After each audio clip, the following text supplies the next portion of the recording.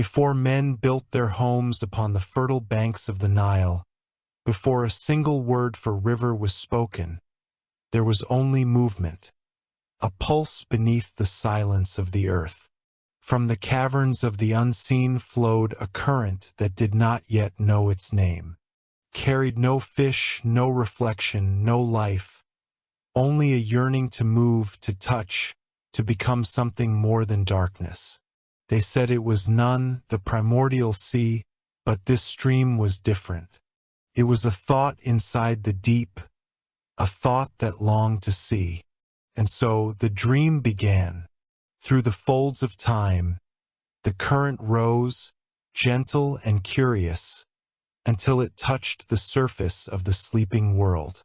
There, in the cradle of creation, a shimmer of blue light gathered itself and took form. The waters swirled and whispered a name that had not been spoken before. Anuket.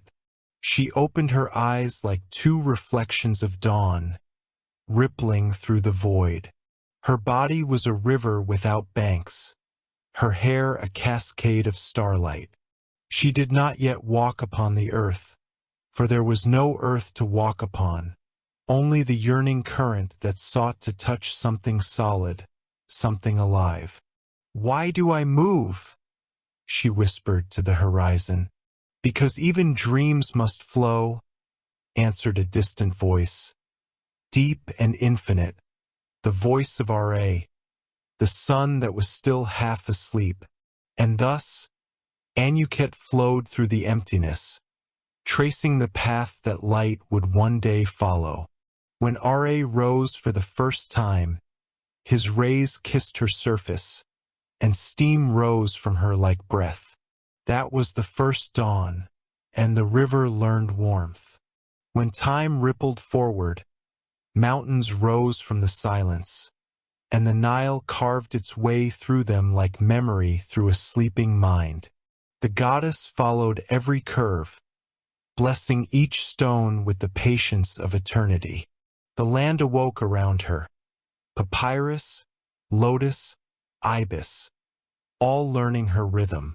She was no longer alone, for when she brushed her current against the sands, life answered. It came softly at first, reeds bending toward the water, creatures stirring in the depths, and the first humans kneeling by the shore to drink. Anuket watched them, curious. They were small, fragile, but within their eyes shimmered something familiar, longing. They built huts near her, sang to her reflection, and thanked her for each flood that renewed their fields. They called her mistress of the Nile's embrace. And though she had flowed for ages beyond counting, this was the first time she felt what it meant to be seen. "They dream," she murmured, "just as I once dreamed." Ra, watching from the horizon, smiled upon her. "You see now, child of the waters, to dream is divine, but to share the dream, that is creation itself." And so, Anuket blessed the people, whispering through their crops and hearts alike. Yet within her still stirred the memory of solitude, of that first endless current that knew no boundary. For gods, too, can feel the ache of distance. Night fell upon the valley, and stars rippled in her reflection. Among them, she saw one star that glowed brighter than the rest, not with fire, but with sorrow. It drifted low, weeping silver tears into the Nile. Anuket felt them merge with her current, turning her waters colder. From the deep rose another presence, Knum, the ram-headed god, shaper of life from clay. He stepped into the river's edge, his hooves pressing ripples of golden light. "Why do you flow with tears, sister of the current?" he asked. "I dream still," Anuket replied. "I dream of the ones who walk my banks, their lives so brief, their joys so fragile. I am endless, yet I envy their endings. Knum smiled, his eyes the calm of eternity. Even the Nile must meet the sea, Anuket. To flow toward an ending is the only way to become whole. His words lingered, heavy yet kind. The goddess bowed her head, and her waters shimmered like glass. Then perhaps, she whispered, I will learn from them, these fragile dreamers of dust. And so, Anuket watched as men built temples in her honor. They carved her likeness, a woman crowned with reeds, holding scepters of flow and renewal. Offerings drifted upon her surface, flowers, bread, amulets, all symbols of gratitude. Yet amid their prayers, she sensed something else, fear. For every blessing came a price. Too much flood, and their homes drowned. Too little, and their crops withered. In their eyes, she was both mother and storm, the giver and the taker. That night, when Ra descended into the underworld, Anuket lingered in twilight. Her reflection trembled with uncertainty. Am I mercy, or am I wrath? She asked the stillness. The wind, carrying grains of desert sand, replied softly, You are both and neither. You are what they believe and what you choose to be. For the first time, Anuket felt the weight of divinity, not as glory, but as loneliness. Her gift was boundless, yet it tethered her to the endless cycle of human fear and hope. And still she loved them, because in their eyes she saw herself, the dream that longed to touch the solid world. One evening, as twilight bled into dusk, a child wandered too far from her village and fell into the current. The river caught her, cradling her in cool arms. The girl looked up through the water and smiled, whispering, It's warm. And then, softly, she drifted away. Anuket rose from the river, her form luminous beneath the starlight. She placed the child gently upon the shore, safe and breathing. Around her, reeds bowed as though in reverence. Let no one be taken before their time, she vowed. Let my waters remember kindness before wrath. From that night on, the people said that the Nile's floods became gentler, its rhythm steady and nurturing. They believed the goddess had tamed her temper, that compassion had softened her current. But Anuket knew the truth. The river had simply dreamed again.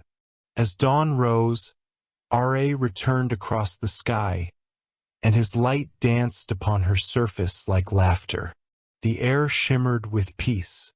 Yet within that calm flowed something deeper, a pulse that carried both memory and promise.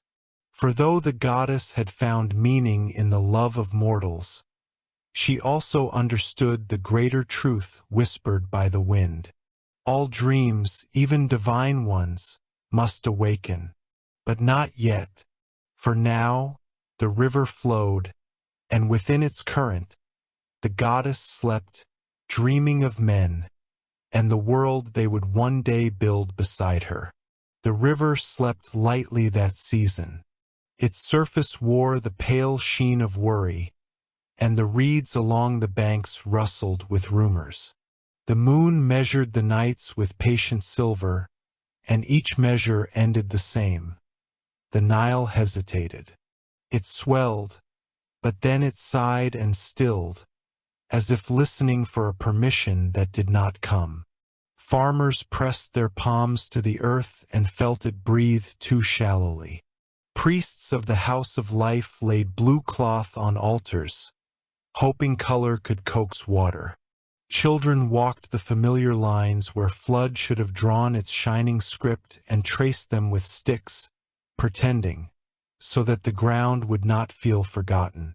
Anuket felt all of this the way a mother feels her child roll in sleep.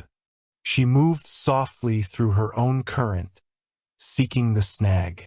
Somewhere between source and sea, a silence had knotted itself into flow.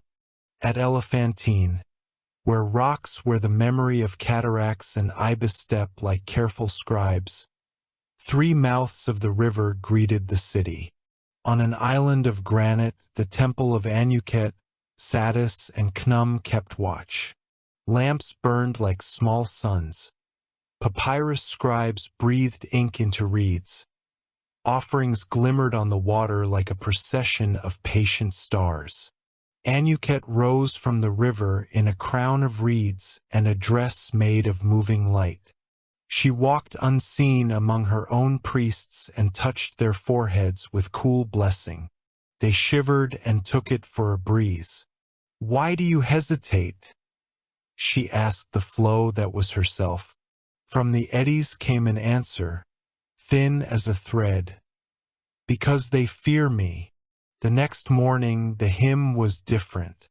The priest who sang it had dreamed of drowned houses and woke with a salt taste he could not name. His voice shook like a boat not yet moored. "O Lady of the Embrace," he sang, "turn your face from wrath, turn your hand from our roofs. Be the small flood, the gentle flood." The words had been changed not by decree but by worry, and worry is a kind of law. Anuket listened. She heard how their gratitude wore the armor of pleading, how their reverence had learned to bow to fear. She felt no offense, only a weight. Love can be as heavy as terror when it is asked to be safer than truth. At dusk, Knum climbed from his workshop caves, his hands scented with clay and beginnings. "Sister," he said, standing where water curls around the ankles of the island, "you move as if carrying a jar filled to the lip." "I carry a season," Anuket answered. "It shakes like a thought that doubts itself. They beg me to be less river and more blessing." Knum smiled with the patience of those who have seen shapes form from formlessness. "The jar is not the water. The law is not the flood. What you withhold to seem kind may break them. What you give without listening may drown them. Shape with them. Let them put their hands on the clay." "Men?" she asked, surprised. "Shape with me." "They already do," Knum said. "Call it prayer when they speak. Call it labor when they trench and terrace. Call it covenant when you listen back." That evening, at the river's bend where sycamores lean like tired guardians, a girl sat on a stone and counted the swallows that stitched the dusk. She counted because numbers felt like small nets that could hold a day together. Her name was Merit. Her father had scratched lines on the mud to show her how far the flood should come. The lines were dusty this year. Anuket rose quietly beside her, a woman made of the same light the river keeps for moonless nights. Merit did not start. Children are used to the world changing shape if it comes kindly. "Do you believe the river listens?" Anuket asked. Merit considered. "I think it listens when I sing, but maybe it doesn't understand all the words." "What word should it learn?"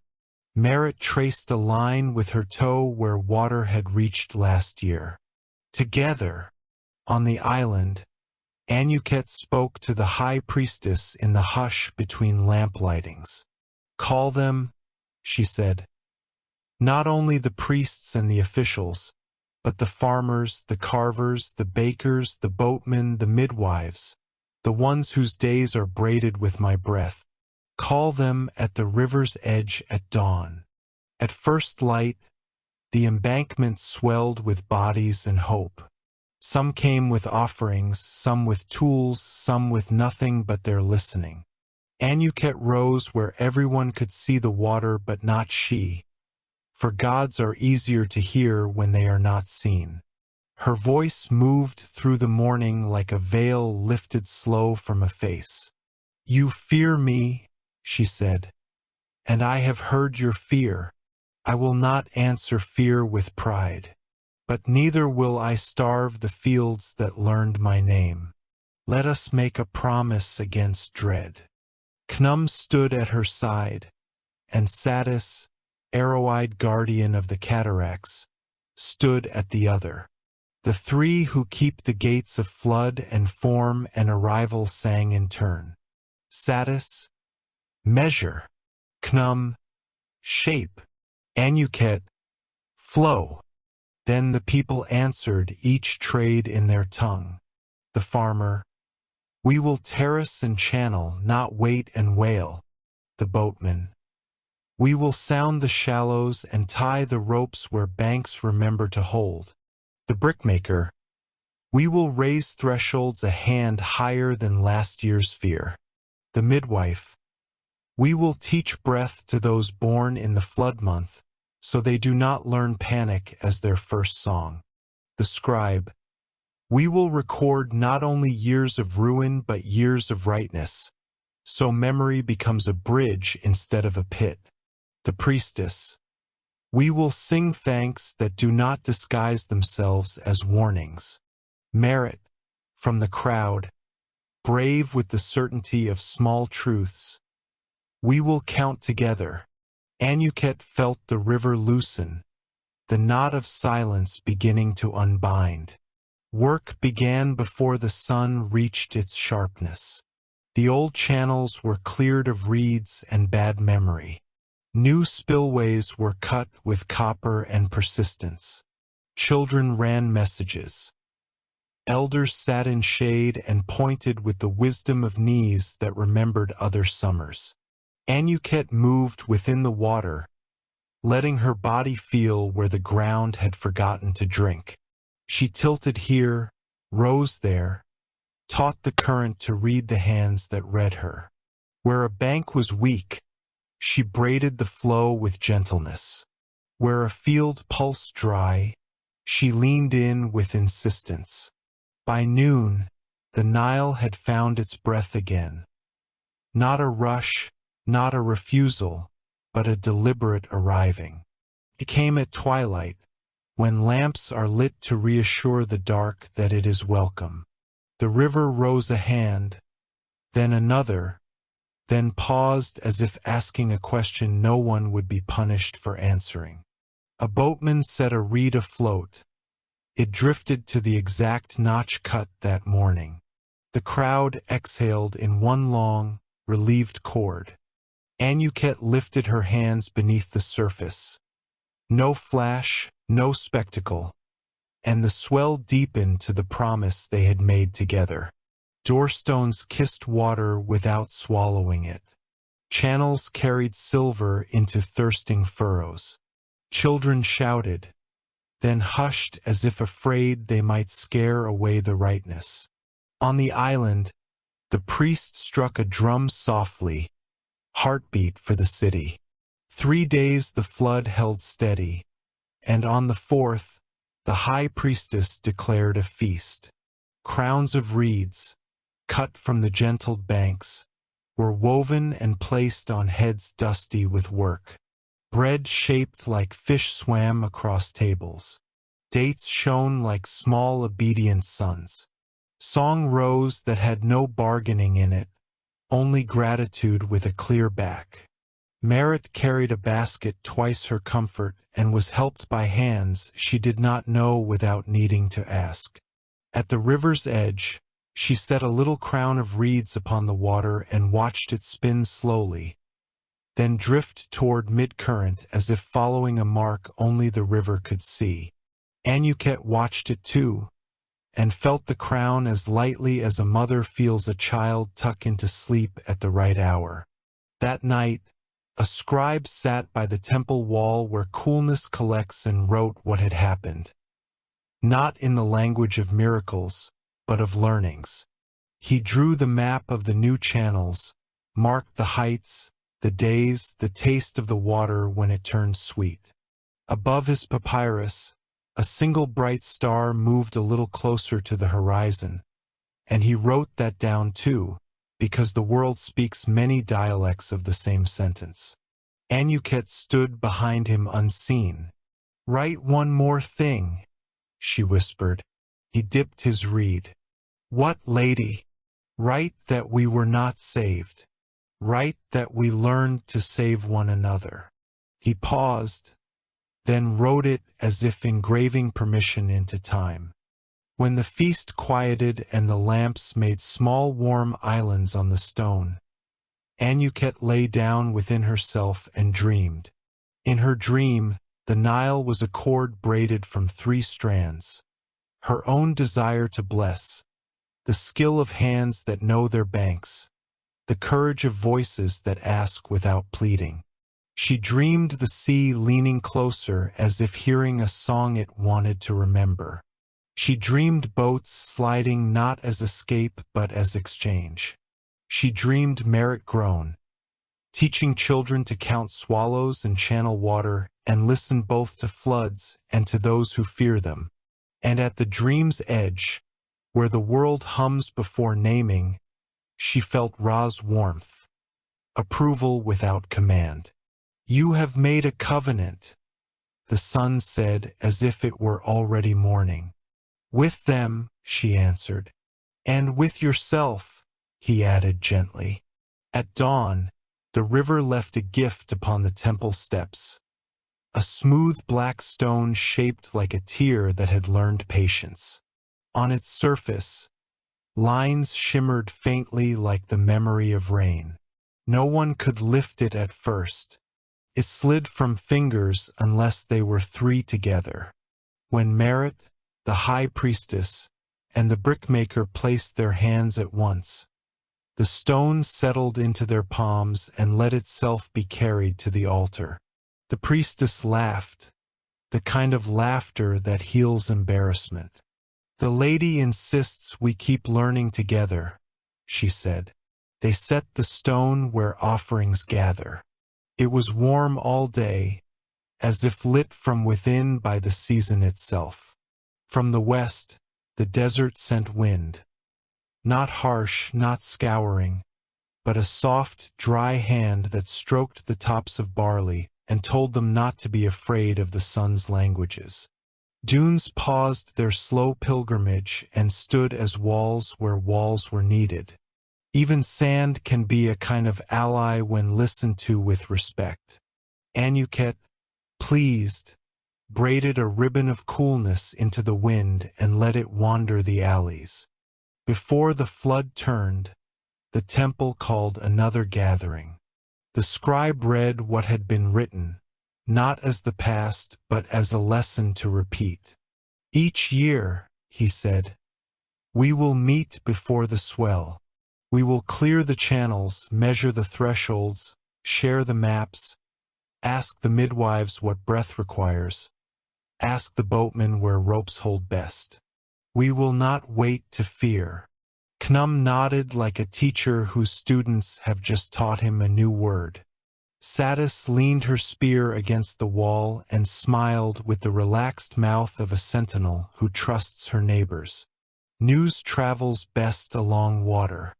By the time the flood began its gentle retreat, fishermen in the delta were telling the story with their own nets of meaning. "Up near the first cataract," they said, "the goddess and the people wrote a law together, and the river read it. In cities where brick bears the thumbprints of 1,000 unnamed hands, new channels were laid.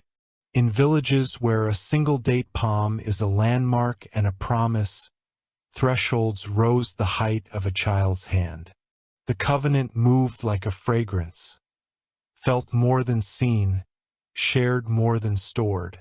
When the year turned and birds stitched the sky with the grammar of return, Anuket stood where river becomes sea. The horizon was a straight line that had learned to forgive.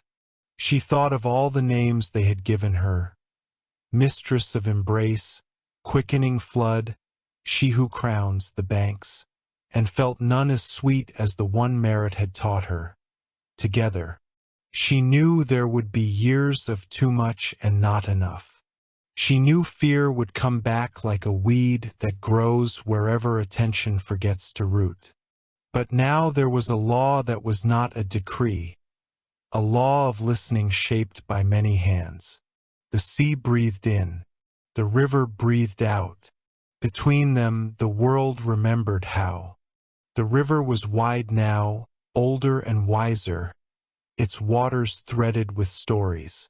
Along its banks, the songs of fishermen, the laughter of children, and the prayers of priests wove together into something the goddess had never heard before. A heartbeat made of many hearts. Anuket listened. Each pulse was mortal, fleeting, yet together they created a rhythm that made the world feel alive.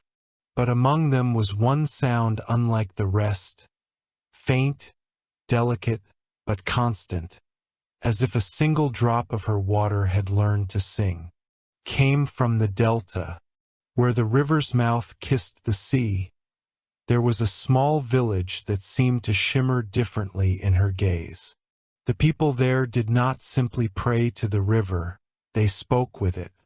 They placed offerings gently, whispered thanks softly, and never took more than they needed.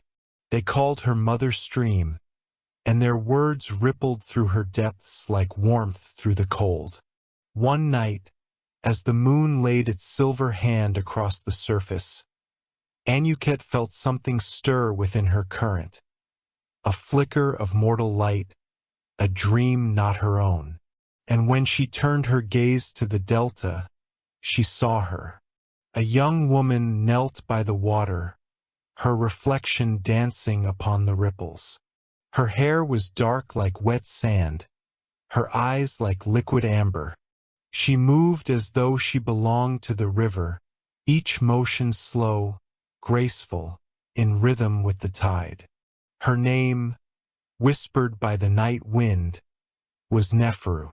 She was born during a season when the Nile rose higher than ever before, flooding the fields but sparing her village. The elders said it was the river's blessing, that the child was kissed by the goddess. And indeed, wherever she walked, the reeds seemed to sway toward her, and the water flowed with unusual gentleness. Anuket watched her grow, unseen but ever present. When Neferu laughed, the current brightened. When she sang, even the stars leaned closer. The goddess felt something within her stir. Not pride, not divinity, but something softer. A reflection of herself made mortal. One dawn, when Neferu waded into the water to wash grain from her hands, Anuket broke the silence. "Do you hear me, child of the shore?" The girl froze. The voice was not like thunder or wind. It was like water speaking in her own thoughts, calm, endless, and near. "Yes," she whispered, "you are the river." "I am more than the river," Anuket said. "I am its memory, its will, its dream. And you, Neferu, are part of me." The girl's eyes widened. "I am yours. You are what I once was, longing to see the world through mortal eyes, to feel warmth not from the sun, but from another's touch." Neferu trembled. "Why do you speak to me?" Anuket's voice softened, rippling through the surface. "Because you carry what I have lost, the heart that dreams of endings." The girl lowered her gaze. "I am only flesh, goddess. I will die." "Exactly," Anuket replied, her tone neither sorrowful nor envious. "And that is why I chose you." Days passed, and the river seemed to flow differently through the delta. Its waters were calm, its floods predictable. The people believed the goddess had finally smiled upon them. But Neferu carried a secret. When she slept, she dreamed of walking beneath the surface. In her dreams, she breathed water as air and spoke with creatures of light.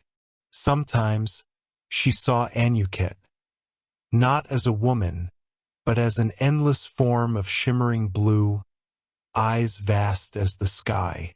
One evening, during the festival of the flood, Neferu stood at the water's edge holding a small clay bowl of lotus petals.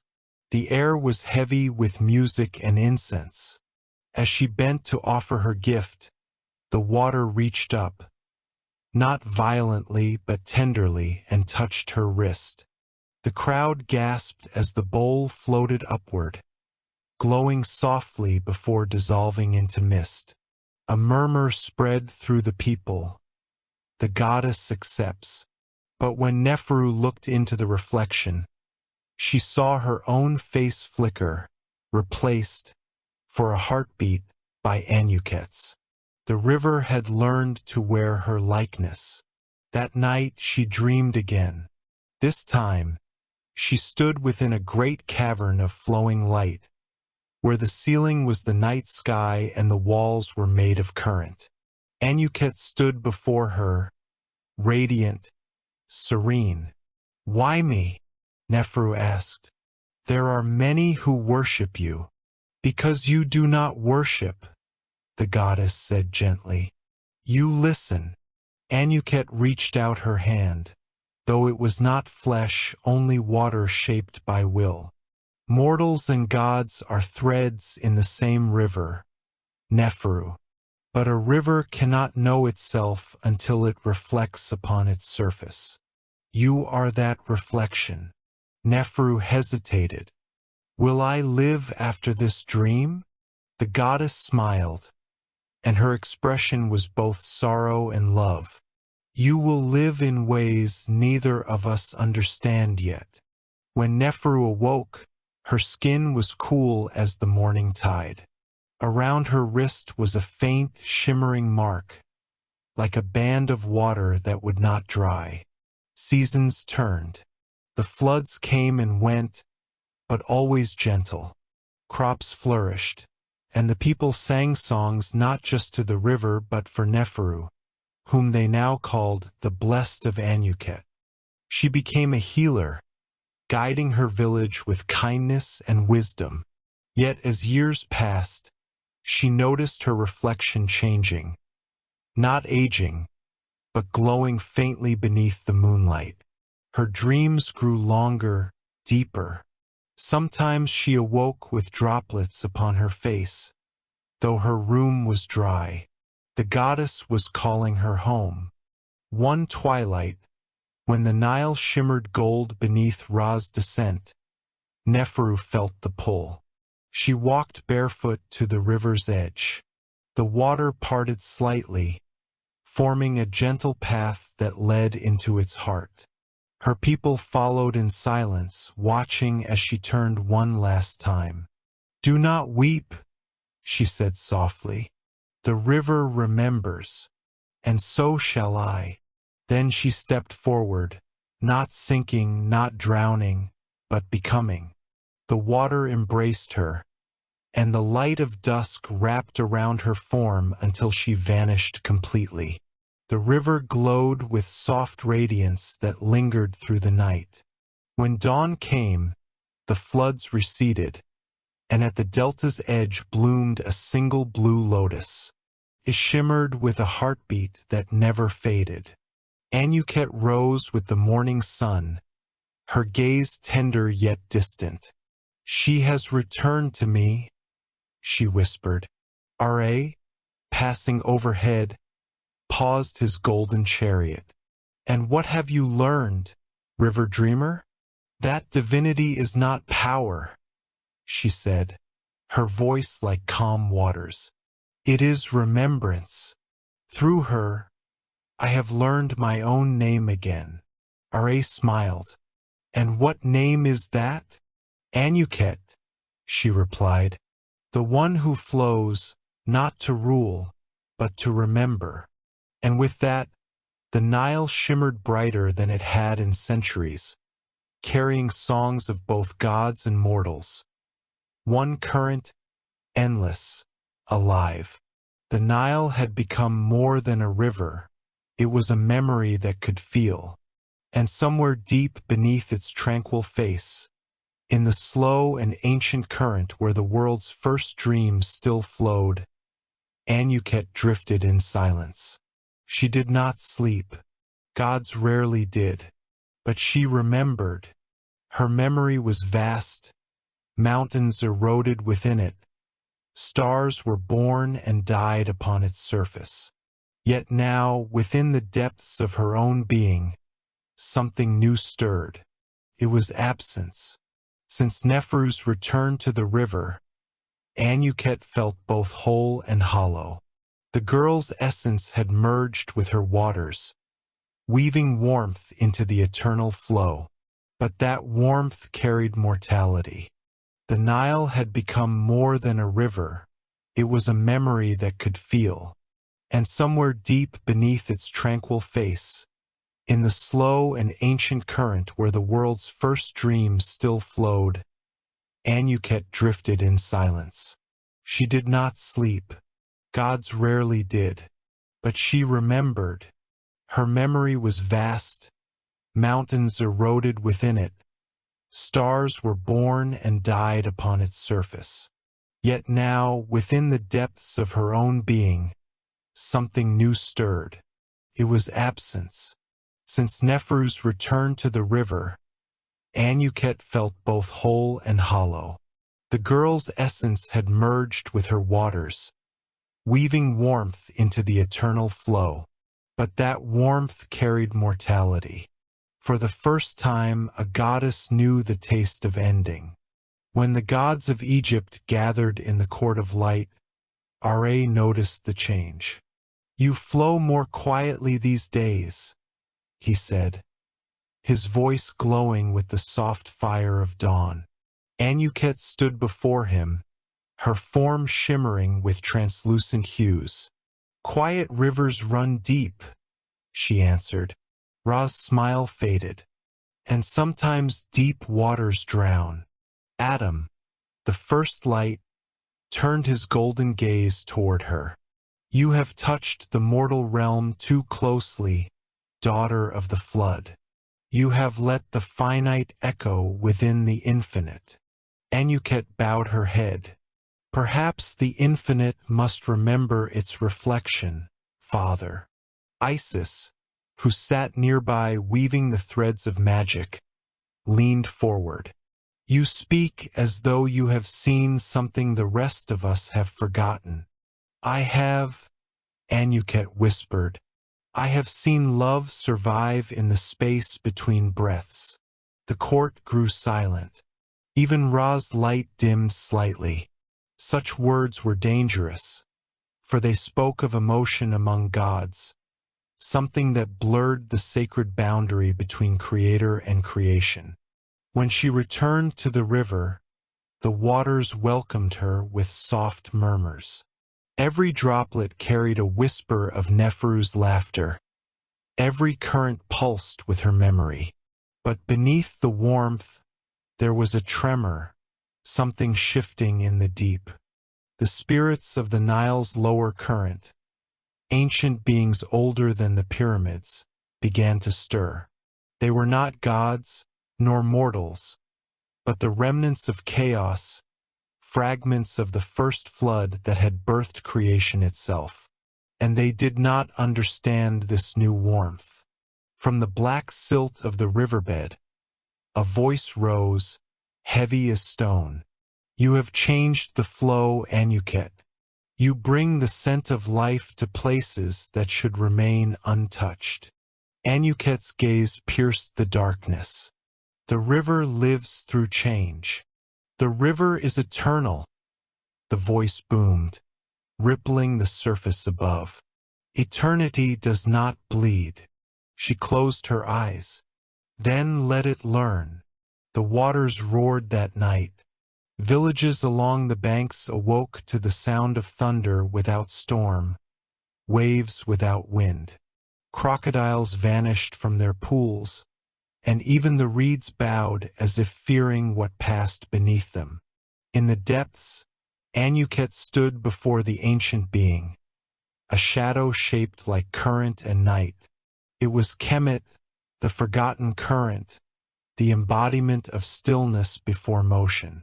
Once, he had flowed beside her at the world's birth, before she rose into divinity. Now his voice was the sound of ages grinding like stone. "You have let a mortal heart pulse in the current," he said. "You have weakened the law of stillness?" Anuket's tone was soft but steady. "Or the law of fear? You blur the boundaries. What comes next will not be life or death. It will be something between. And that will unmake us all." Anuket extended her hand, letting light swirl around it like liquid dawn.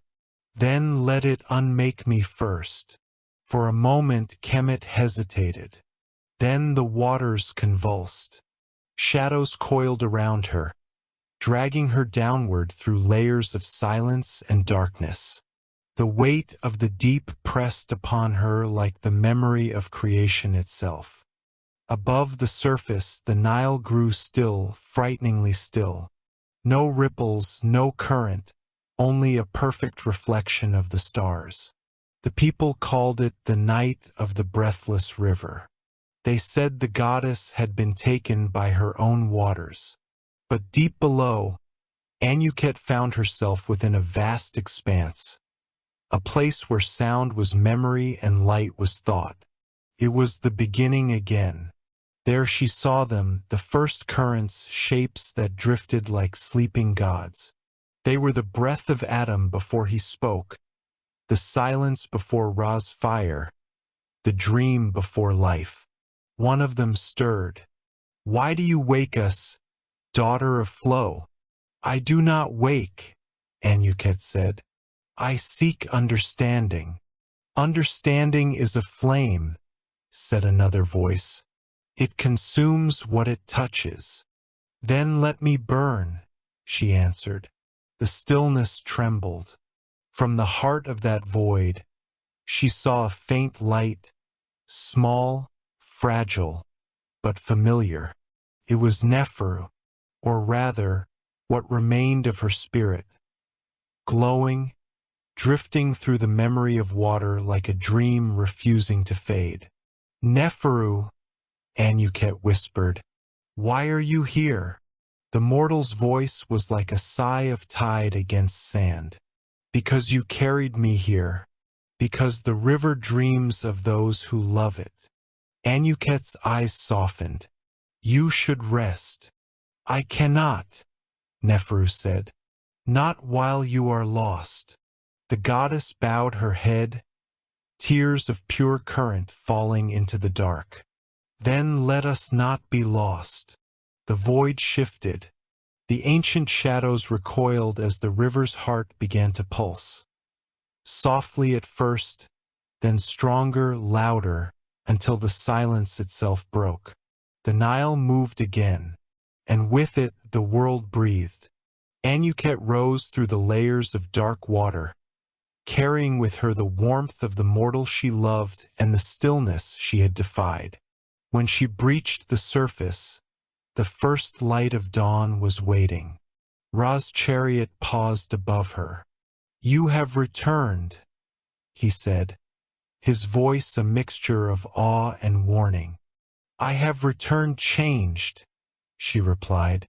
"The river no longer belongs to the gods alone. It belongs to all who dream within it." Ra's golden gaze softened, though his words remained firm. "Change is dangerous, river dreamer." Anuket smiled faintly. "So is life." And as she turned her gaze toward the horizon, the Nile shimmered, not with the reflection of the sun, but with the memory of a human heart still beating within its endless flow. The Nile flowed once more, but it was not the same river.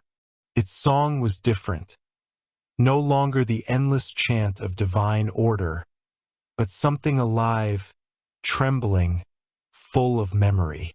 Each wave seemed to breathe, each ripple seemed to listen. And when the people along its banks awoke that morning, they swore they could hear voices in the current. Not words, but harmonies. The river was singing. Anuket watched from the water's heart. She had returned from the deep void changed, luminous yet quiet, carrying within her the pulse of mortal life. The goddess felt something that no deity should ever feel, the ache of remembering too much. She had learned that love could make even eternity heavy. From her resting place beneath the temple of Elephantine, she rose as mist at dawn. The priests, seeing the sudden bloom of fog upon the water, bowed in reverence. But Anuket's eyes were not on them. They were searching the horizon. And there, in the silver reflection of the rising sun, she saw Neferu again. The girl's spirit lingered like light upon calm water, soft, patient, waiting. "You are still here," Anuket said. "I am the song you carried," Neferu's voice replied, woven within the river's breath. "I rise with every flood. I fall with every tide. I am what you became." Anuket smiled, though her heart rippled with sorrow. "Then sing with me once more." And so the flood returned, not as wrath, but as a dream reborn. The waters swelled gently across the plains, blessing the crops and bathing the earth in renewal.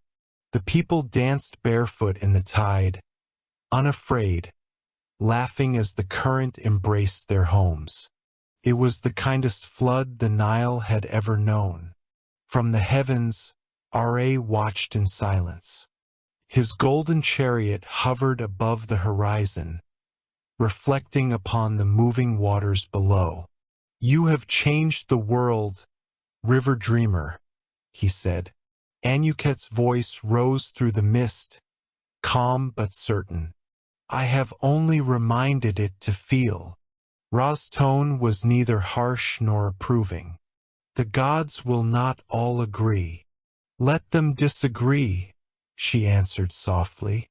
"Even the sun must set before it can rise again." And for a moment, even Ra, proud and eternal, bowed his head in quiet acknowledgement. Far to the south, the forgotten current Kemet stirred again. He had felt the world's rhythm shift, and though his pride had once been carved from stone, it began to erode. He rose from the shadowed bed of the river, his form glistening with silt and darkness. When he spoke, the earth itself trembled. "You have made the river mortal," he accused. Anuket turned toward him. "I have made it remember. Remembrance is weakness." "It is balance," she replied. "Without sorrow, the river would not know peace. Without love, it would not flow." Kemet's shadow loomed higher, the surface above shivering like glass. "Then you defy the first laws." "Perhaps it is time they learned to yield," Anuket said. Their eyes, light and shadow, met in the middle of the current. And for the first time in all eternity, silence bloomed not as stillness, but as peace. Kemet bowed his head. "Then let the river flow as you will it, goddess of memory." He sank back into the depths, leaving behind only a faint tremor, like the exhale of an old god learning how to rest. Above the world, the heavens began to shift. The constellations that guided the priests' calendars glowed brighter that year, and the stars over Thebes and Memphis aligned differently, forming a new pattern across the sky, one that looked, faintly, like a woman's hand outstretched toward the horizon. The scholars called it Anuket's palm, believing it to be a sign of blessings for travelers and dreamers. And on nights when the moon touched the river's surface, fishermen claimed to see her reflection beside theirs, luminous, serene, her hair flowing like liquid starlight. They would whisper to her as they cast their nets, "Carry our dreams, River Mother." And sometimes, when they awoke the next morning, they would find a single blue lotus resting in their boat. Fresh, dewy, impossible. One evening, Anuket stood where the desert met the water. The air was heavy with dusk. The first stars began to bloom above, and the sand shimmered faintly with the warmth of dying sun. She felt the mortal and divine tides within her pulse as one. The two halves that had once warred, eternity and fleetingness, now moved in harmony. And in that moment, she understood what her river truly was. It was not a line drawn between gods and men. It was the breath that joined them. From the sea, the wind rose, a whisper of distant storms, of endless oceans, of time itself. And as the night settled, Anuket stepped back into her waters, her form dissolving into 1,000 glimmers of light. She did not vanish. She flowed, through the current, through the hearts of those who remembered her, through the dreams of sleeping children who dreamed of water that spoke their names. And as the river curved toward the horizon, its voice, her voice, sang softly, "All things return, not to end but to begin again. Welcome to sleep with myth. Close your eyes and let the world fade away. Tonight we drift beyond time, where gods dream and stories remember their light." The Nile was quiet again, not with stillness, but with peace. Its song no longer cried, nor raged, nor whispered. It breathed. From the mountain's source to the wide embrace of the delta, its waters shimmered with the memory of all things, of gods who learned to feel, of mortals who dared to dream, of one river that remembered it could love. Anuket stood upon the final bend, where the river met the endless horizon. Here, the current grew slow and heavy, its rhythm sinking with the tide of the vast blue beyond. The air smelled of salt, and the light had the hue of eternity. "This is where all rivers end," she murmured. Behind her, the wind stirred, a warm, playful whisper like a familiar voice. "Or begin," said Neferu. Anuket smiled. "You followed me farther than any soul has ever dared." The spirit of the mortal woman shimmered beside her, woven from mist and light. "I didn't follow," Neferu said softly. "You carried me." The goddess turned her gaze toward the sea. It pulsed gently, reflecting the sun in shards of gold. "Then tell me, Neferu," she said, "what lies beyond the horizon?" Neferu hesitated, her eyes glimmering with the faint sadness of understanding. "Perhaps another dream, perhaps a river that flows upward." Anuket's laugh rippled through the air, not divine, but human. "Then perhaps I'll learn to rise." Far above, the gods of the heavens gathered for the first time in many ages. Ra's chariot burned low in the west. Adam sat in silent thought, while Isis watched the river's mouth with eyes that had seen too many beginnings and ends. "She defied the order," Adam said, his voice like the grinding of stars. Isis smiled faintly. "She renewed it." Ra, who had watched her from the dawn of all time, finally spoke. "And in doing so, she has made the divine remember what it means to care." Adam frowned. You speak of care as if it were a virtue. It is balance, said Isis. Even creation must be touched by loss, or it becomes nothing but fire consuming itself. Ra's gaze followed the shimmer of the river stretching toward the horizon. Let her flow, then. Let her teach us what we once forgot. Below, the river met the sea. Where the fresh water kissed the salt, there was no conflict, only merging. Currents spiraled together in soft, luminous threads, glowing beneath the surface like veins of starlight. Anuket waded into the tide, her form rippling between flesh and wave, divinity and dream. The ocean's voice rose to greet her, deep, ancient, endless. Welcome, sister of flow. You bring the sky with you. Anuket bowed her head. And you, keeper of depths, you hold the memory of all things. The sea rumbled with laughter. Then together, we are the breath between them.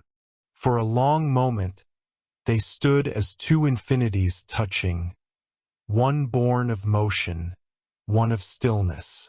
And in that sacred meeting, the boundaries that had divided gods and worlds began to fade. The air filled with a sound that was not music, yet felt like it. A pulse, a rhythm, the same heartbeat that had once throbbed beneath the first dawn. Across Egypt, the people awoke to a miracle. The flood season came early, but it brought no destruction. The waters rose gently, shimmering as if lit from within. And as they flowed across the sands, the reflection of the sky within them looked not blue, but golden. The priests stood before their altars, whispering prayers to Anuket, goddess of the river. But for the first time their offerings were simple, a bowl of water, a lotus, and silence.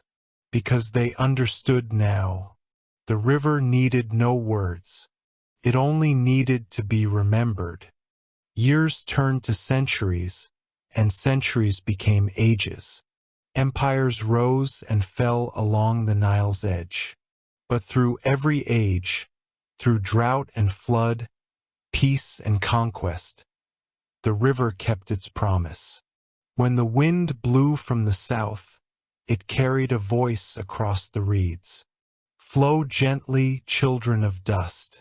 The gods are still listening. And on quiet nights, when the stars trembled upon the surface, fishermen still swore they could see two figures walking upon the horizon. One radiant as water, the other soft as mist. They would watch them vanish into the sea, hand in hand.